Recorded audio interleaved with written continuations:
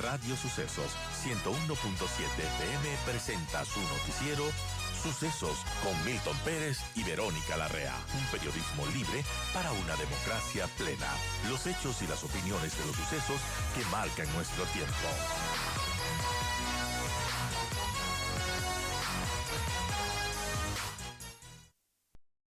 Continuamos con las entrevistas. Estamos con Alejandro Zavala, consultor político. Seguimos analizando el discurso de Noboa, el rumbo que cambiará o no cambiará el país en estos 4 años. Y vamos a empezar con esa pregunta que le he hecho a algunos analistas que hemos estado entrevistando en estos días. Y bueno, su criterio, Alejandro, el discurso de Noboa marcó la hoja de ruta para los próximos 4 años. ¿Cómo vio a Daniel Noboa en esta nueva posesión y qué nos queda, qué podemos esperar los ecuatorianos para este nuevo periodo de 4 años? Bienvenido, Alejandro, gracias por acompañarnos. Hola, Vero, buenos días. Muchísimas gracias por esta invitación. Un saludo cordial para usted, un saludo cordial para toda la audiencia. Bueno, yo quisiera utilizar la metáfora de cómo cambió el presidente del año 2023 al año 2025. Si ustedes vieron la diferencia, no solo que fue el triple de minutos que utilizó, sino el deseo de aprender del presidente, porque bueno, él podía haber dicho, ya gané la elección, y ahora puedo dar un discurso igual de corto, o si usted quiere, hasta de un poco parco.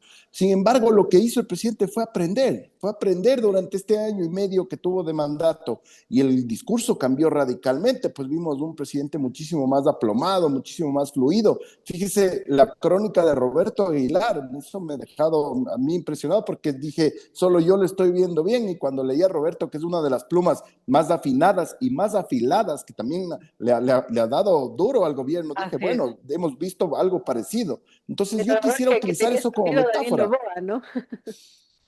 Exactamente. Yo quisiera utilizar eso como metáfora. ¿Qué tal si pensamos que este año y medio que tuvo Daniel Noboa ha sido un proceso de intenso, fuerte aprendizaje, con golpes, como lo dijo él también, que no ha estado exento de errores, pero que después de esto, estos próximos 4 años, vuelva a ser como el orador fluido, como el líder, como el capitán del equipo que arengaba a sus ministros para que sigan haciendo un trabajo impecable? Entonces yo quisiera utilizar eso y pensar que las líneas maestras, sobre todo en seguridad y en economía, y en obra pública, fueron las 3 líneas maestras para mí del discurso, se van a concretar con este aprendizaje de este año y medio.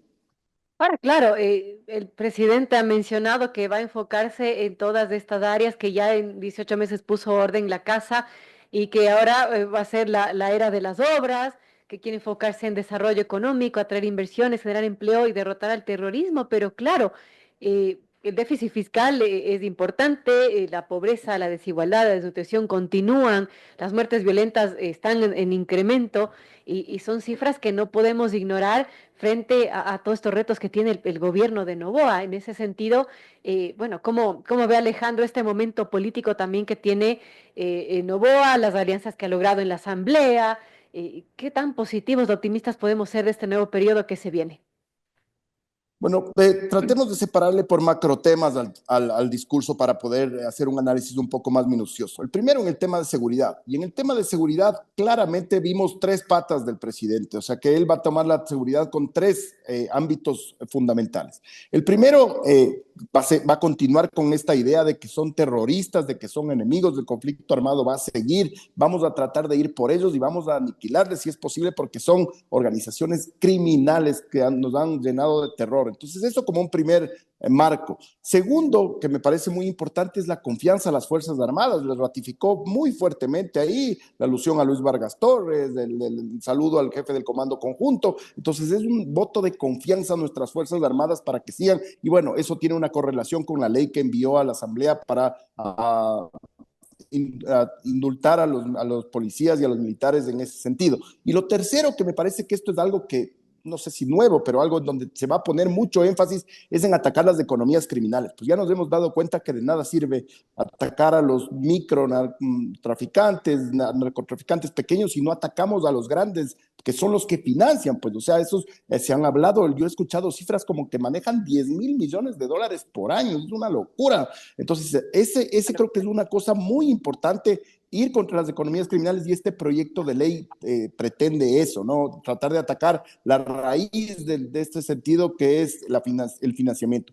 Tal vez a mí lo que me faltó ahí es cómo vamos a luchar, cómo vamos a hacer con la cooperación internacional. Esta gente son criminales transnacionales, pues no solo que funcionan aquí, le acaban de agarrar a uno de la mafia albanesa, sabemos que los carteles mexicanos están presentes, sabemos que tenemos relación con Colombia, entonces ahí hay que también poner el ojo para ver cómo vamos a hacer una lucha, digamos, en grupo, porque realmente el enemigo es muy fuerte, la gente a veces no entiende la dimensión del enemigo que tenemos. Fíjese, en el sexenio de Andrés Manuel López Obrador, insigne representante del Grupo de Puebla, del socialismo del siglo XXI, hubo la friolera de 200,000 muertos en México, 5,000 femicidios. Se calcula que más o menos el 33, el 35% del territorio mexicano está entregado directamente a los carteles. Entonces es un enemigo súper poderoso que yo entiendo que con estas 4 patas vamos a tener que pelear y vamos a tener que pelear muy fuerte. No, nadie tiene una varita mágica, no se va a cambiar de un día para el otro, pero creo que estamos en un camino que ha marcado el presidente en ese día. Eso como el tema seguridad. Luego podemos abordar el tema económico, en donde a mí me llamó la atención el tema de la obra pública, que esta va a ser, digamos, los 4 años de las obras. Entonces yo dije, ¿y el financiamiento? Y Claro, entonces me ¿dónde va a tuve que sacar? remitir a una entrevista, exacto, me tuve que remitir a una entrevista del día anterior y ahí entendí. El presidente está queriendo hacer las empresas públicas eficientes y sobre todo luchar contra estos hoyos negros que significan Petroecuador, CNEL, CELEC, y dijo no solo que les va a hacer eficientes, sino que por primera vez les va a auditar tanto en la conformación de su personal como en los balances que no tenían 10 años sin balances Petroecuador. Es una locura para buscar emitir bonos y con eso financiamiento. Entonces, si es que usted saca todo ese hoyo negro de corrupción, de mal manejo, de ineficiencia, puede liberar un montón de recursos frescos en materia petrolera, en materia eléctrica, como para poder hacer la obra pública. La obra pública, él lo señaló, hospital en Santa Elena, quinto puente para Guayaquil, la ampliación de la E25 para los ríos, 300 megawatts de energías limpias. Bueno, hay una lista importante que se le puede después ir viendo cómo va a ir cumpliendo en sus 4 años de gobierno, ¿no? Así es, ahora Novoa, claro, ya no va a gobernar en transición, este no es un gobierno de transición, ahora debe gobernar con dirección y ya la gente obviamente va a esperar ejecución, no va a tener que tener ese tiempo de aprendizaje, esa curva, porque ya lo tuvo en estos 18 meses y claro, la gente va a estar menos tolerante si es que comete errores. Y en ese sentido también es delicado el momento político que vive Novoa y tendrá que hacer las cosas bien. Bueno, la segunda vuelta para el presidente fue una prueba de fuego, porque puso desde el primer ministro hasta el último subsecretario a todo el mundo en el territorio, a que vayan a acercarle el Estado a la gente, a que vayan a cumplirle a la gente, a que sientan que tienen un gobierno que está haciendo cosas. Entonces, por eso me pareció que el liderazgo que él mostró con su equipo de ministros, les dijo que ellos van a ser prácticamente los jugadores, que él es un director técnico y son los que tienen que implementar. Entonces, él ya sabe exactamente quiénes son los que cumplen, quiénes son los que se esfuerzan, quiénes son los que trabajan y cómo tienen que ir ejecutando cada uno de los planes, porque en definitiva los objetivos, las metas, las métricas las ponen los ministros. El presidente es un líder que va poniendo sus fichas y después son los jugadores en la cancha los que hacen o nos dejan de hacer los goles y a ellos tendremos que después mirarles su gestión y ver si es que están efectivamente cumpliendo todo lo que se les pide. Esa es la dote de liderazgo que me parece que el presidente mostró ese día claramente con su gabinete.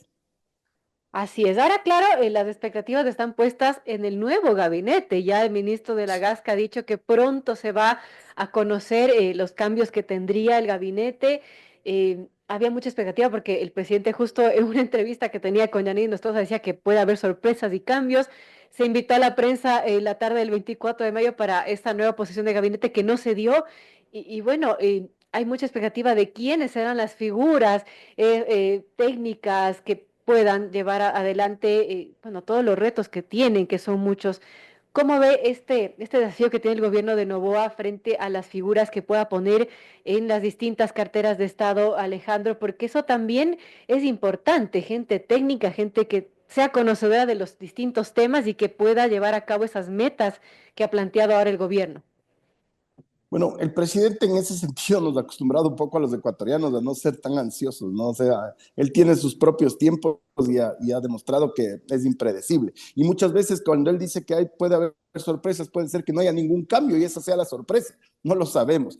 Lo que yo creo, lo que sí creo es que la segunda vuelta electoral fue una prueba de fuego para los ministros. Yo creo que ahí él se dio cuenta con quién puede contar, quiénes son los que realmente se sacrifican, trabajan, cumplen los objetivos que tenían, que en ese caso era ganar una segunda vuelta electoral yendo al territorio, llegando, acercándole el Estado a la gente y cumpliendo 24/7 sin descanso. Entonces, ahí creo que fue una muy buena forma de evaluación del presidente de su equipo, y él tomará las decisiones en las próximas horas. Todos aspiramos a que sean los mejores elementos del Ecuador. Ahora ya tiene 4 años, puede, digamos, no solo poner a alguien de su círculo extremadamente cercano, me parece que ratificó a los dos de su círculo más cercano, a la secretaria de la Administración Pública, Cintia Helibert, y a Stalin Andino, que es su jurídico. Creo que ellos dos son sus personas más cercanas, más de confianza, porque el uno emite los decretos, manda los proyectos de ley, y el otro tiene, en caso de Cintia Helibert, tiene que manejar el gabinete de ministros y hacer que las cosas se cumplan. Entonces, el resto de fichas se irán acomodando de acuerdo a los días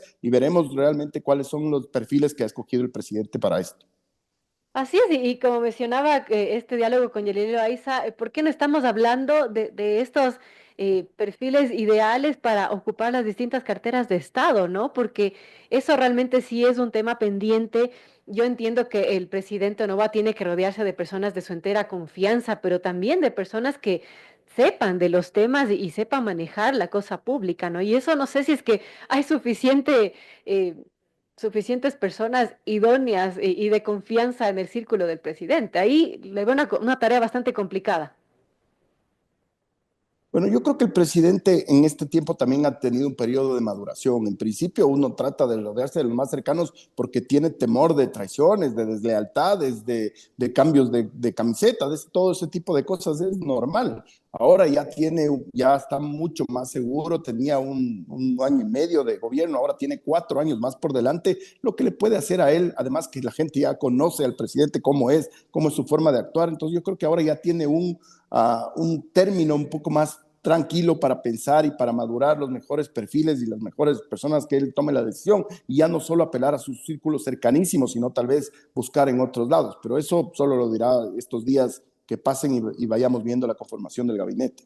Así es, mucha expectativa por el tema de la conformación de gabinete. Son las 8:36, dialogamos con Alejandro Zavala, consultor político. Analizamos el día después, los días después, posteriores al discurso de posesión y a la posesión del presidente Noboa, con estas expectativas y también, bueno, viendo qué rumbo va a tomar nuestro país, qué directrices va a dar el presidente Noboa. Y una de las señales, Alejandro, que ha dado es obviamente su lucha contra el crimen organizado, que no es algo nuevo, que ya empezó en su mandato anterior y que, bueno, lo primero que ha hecho es enviar a la Asamblea este proyecto de ley para, ha dicho, desarticular la economía criminal. ¿Cómo vio este proyecto de ley que fue enviado y que ya se está tratando y que de hecho el viernes mencionan quizás se dé la votación en primer debate, pero ¿eso es suficiente? ¿Qué podemos decir del mensaje que ha dado el presidente respecto a la lucha contra el crimen organizado? Dos cosas me parecen ahí importantes de destacar. Primero, que el presidente ya tiene clarísimo que si no se desarticulan las economías criminales no sirve de nada la lucha micro, digamos. Hay que hacer la lucha macro, y esa lucha hay que darla con mucha fuerza y utilizando herramientas importantes. Yo creo que los cuerpos legales en la historia del mundo se adaptan a los tiempos que transcurren en las sociedades. Por eso es que las leyes se crean, se reforman, se derogan, porque sinceramente son importantes para el tiempo que en este momento. Entonces, yo creo que los asambleístas, y es la segunda parte, deberían conjugar el verbo eh, enriquecer, complementar, y no el verbo torpedear y oponerse a todo. Esa es la labor de la asamblea. Veamos qué sale para el primer debate y veamos cómo se da ese primer debate para ver eso. Claro, ha sido un proyecto de ley bastante cuestionado por distintas razones. Una de ellas es que no guarda relación con la materia económica, reforma incluso hasta el Código Penal, en fin. Pero esto, digamos, es una señal y hay que esperar también a ver qué pasa con esos acuerdos que se tiene desde la Asamblea Nacional. Muchos han dicho que, claro, no serán acuerdos sostenibles, son acuerdos coyunturales que van a durar poco, pero ese sin duda va a ser el gran reto del presidente Noboa de tender esos puentes con la oposición y cómo lograr llevar adelante las mayorías.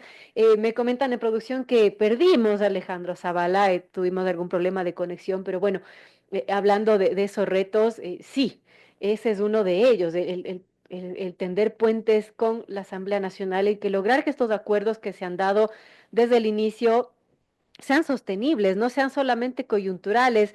Tiene una mayoría frágil que puede bloquear o facilitar el gobierno y bueno, eso va a depender de la estrategia que tome el presidente Noboa, ya que no bastarán las alianzas coyunturales y sin duda pues el presidente tendrá que tener una visión de Estado, una apertura y una humildad política también para sostener esos acuerdos, la polarización que tiene en la Asamblea, que sin duda está allí, que sin duda la oposición que tiene, si bien, como mencionaba Milton hace un momento, está noqueada, está viva y puede revivir en cualquier momento y puede paralizar y bloquear cualquier iniciativa que tenga el gobierno, por lo que Noboa tendrá que tender esos puentes con sectores moderados, evitar el enfrentamiento constante. Yo creo que los ecuatorianos ya estamos cansados de ese enfrentamiento, de ese show político y bueno, ojalá este nuevo periodo, esta renovación también de figuras, de esta renovación generacional de la política, de un cambio positivo justamente a la política ecuatoriana, a la forma de hacer gobierno. 8:40. Qué pena, perdimos a Alejandro Zavala, pero estábamos ya concluyendo este diálogo. Gracias a Alejandro Zavala, consultor político, por hablar sobre el discurso de Noboa, sobre los retos que tiene el gobierno en estos 4 años que se vienen, que como mencionábamos, pues ya no puede improvisar, ya el margen de improvisación se acabó. Este nuevo periodo exige definiciones claras, exige ejecución, capacidad de ejecución, de liderazgo sostenido, y bueno, eso esperamos todos los ecuatorianos.